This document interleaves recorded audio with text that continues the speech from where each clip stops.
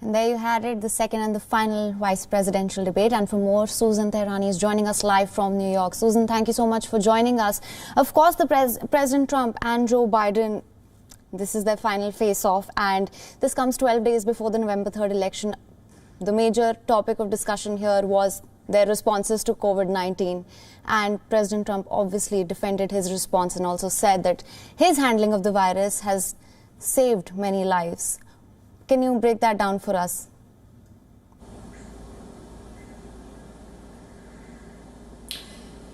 Yeah, I mean, the COVID-19 pandemic always front and center and a weak point for the incumbent, that being Donald Trump. And Joe Biden's strategy and Kamala Harris, his campaign in general, has really been COVID-centric from the beginning. Even his advisors were concerned that if somehow the COVID situation would improve in the United States, Biden would have been literally running on one platform, and that was how Donald Trump handled the COVID-19 pandemic. The president came back, talked about how Biden was soft on his travel restrictions regarding China and how he wanted to prevent people coming in from that country, how independent observers were not allowed into Wuhan to go and find out whether or not, this virus, how it came about.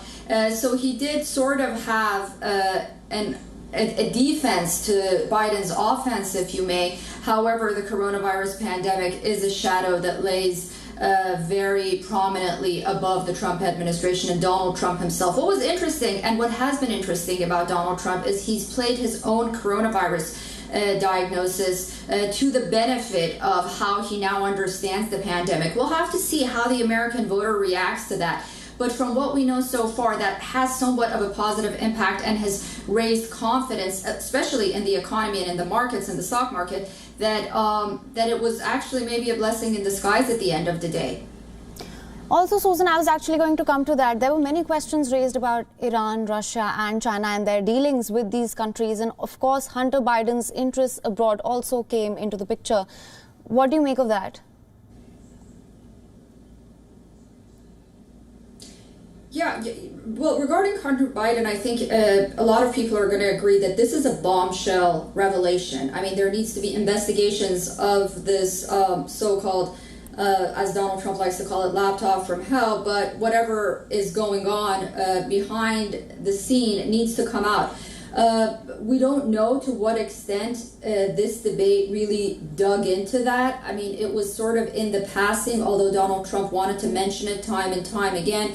Discussions shifted to other issues, whether intentionally or unintentionally. So the Hunter Biden issue is not going away anytime soon. I mean, there is going to be investigations, and there are reports of his dealings in different countries. Regarding China, both President Trump and Joe Biden always say that they're going to be tough on China, but actions speak louder than words. If you remember, at the very end of the debate, Joe Biden talked about going back into unilateral treaties, and one of them being the Paris Treaty, and saying that he's going to be tough on China. Well, the Paris Accord, as we know, gives China until 2030 regarding carbon emissions and other climate issues. So when you go into the Paris Accord, you can't really be tough on China because the Paris Accord is already giving incentive to China. So that's one point to take a look at. On the other hand, we have the issue of the coronavirus, where Joe Biden sort of shifted and said that I would be tough on China as well.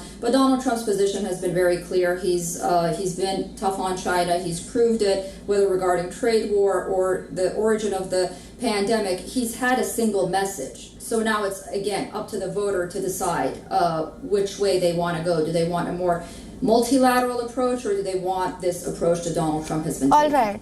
Okay, Susan, please stay with us. We will come back to you.